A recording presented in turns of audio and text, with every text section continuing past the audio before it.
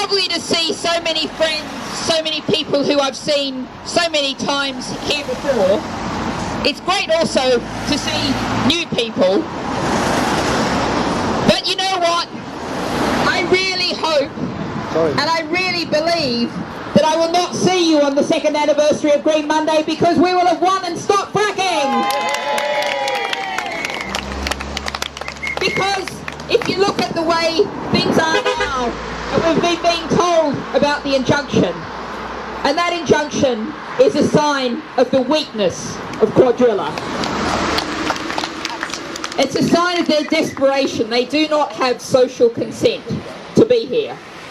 Whereas you've just got to listen to all of the toots and the waves that we see from passing drivers to see we are the many and they are the very, very few. Yay! But I thought today I would share with you a couple of things I've been working on in the last week or so, because although they're not about fracking, they're very much related to what's brought us here today, right out in the lovely weather of Lancashire. I didn't bring the rain over the Pennines, I promise, really I didn't. But what I've actually been working on this morning is the issue of glyphosate. Now this is an issue about poisoning our planet, just as fracking is an issue about poisoning our planet. And you probably haven't seen what one of our ministers of state did yesterday. Theresa Coffey, sorry, she's the Undersecretary, so one of our ministers did yesterday. Theresa Coffey, after a US jury found that glyphosate was responsible for a man's cancer, Theresa Coffey tweeted a picture of Roundup and said, I am going to go out and use this wonderful chemical. We have the government promoting a commercial product, a poisonous, toxic commercial product. And that shows us that we have a government down in Westminster. We knew this anyway, but it's a great demonstration. It's not our government, it's their government. It's the government of the multinationals, the frackers, the people who just want profit and don't care what damage they're going to do to get to that profit. Now the other thing that I've been tearing around the countryside on lots of trains in the last few days was for Hen Harrier Days.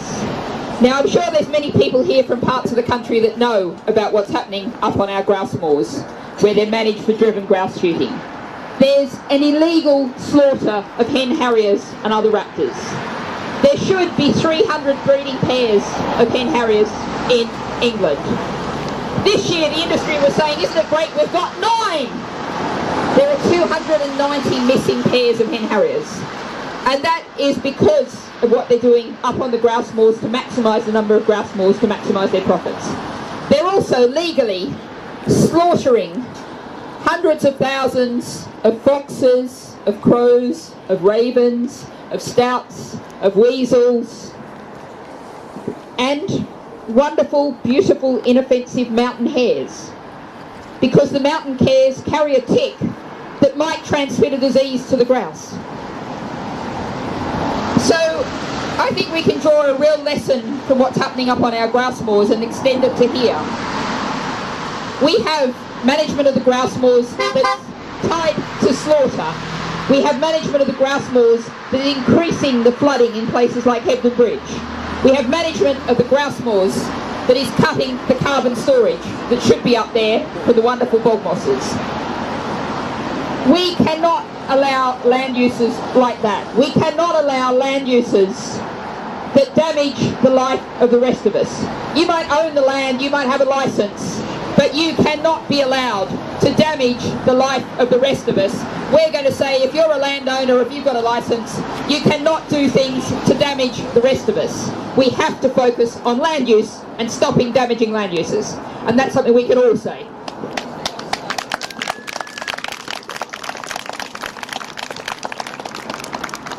But I think there's a sign over there which I think sums this up very well, which is fracking is the failure of democracy. And whatever issue I'm working on, to keep coming back, as that driver just going past was showing to us. The people do not want fracking. The people want renewable energy. The people want more comfortable, affordable to heat homes. And what's stopping us having that is the lack of democracy. In the last election, 68% of votes didn't count. We want a democracy in Westminster, and we do that. We know that we will stop fracking. There's no question about that. The people have said no, and they will say no. But the people are all of you. I've got a saying that politics should be something you do, not have done to you. And some people here, I was just listening to a conversation with some people who are saying, you know, when we've won, and this year's a great year to win, and when we've won this, we're going to have to remember how to live a life. What else do you do other than come and, you know, cook things and prepare things and sort out musicians and come here and sort out and come to Preston New Road? Well, you know, I will say that if you've got an allotment that's a bit neglected, if you've got some grandkids you'd love to see more of, do that. But when we win on fracking, we're not going to be able to give up then. We have a world that's desperately on the edge. We have a world in a state of ecological collapse. And it isn't just climate change, it isn't just fossil fuels. You know, there was a tragic story, I tweeted it last night, about a killer whale, a pod of killer whales, which hasn't had any young for many, many years.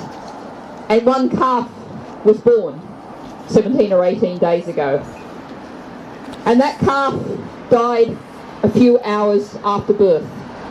Possibly because of poisonous chemicals, possibly because the mother just didn't get enough food to eat.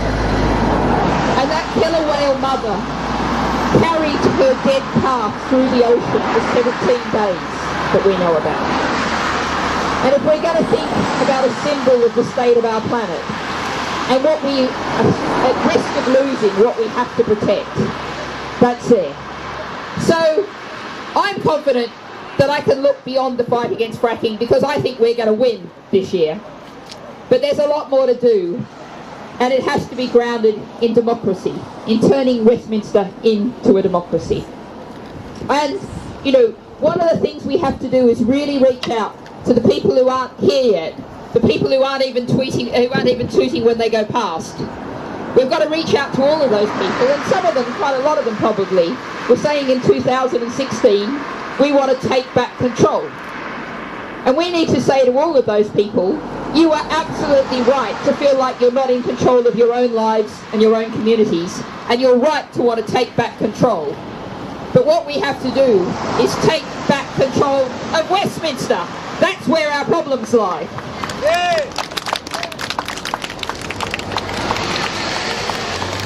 So we need a fair voting system. We need to also take lots of power from Westminster and bring it to Preston, and bring it even closer to home, to Blackpool, to our towns, our villages and communities. This is part of the fight against fracking. This is part of the fight against ecological collapse.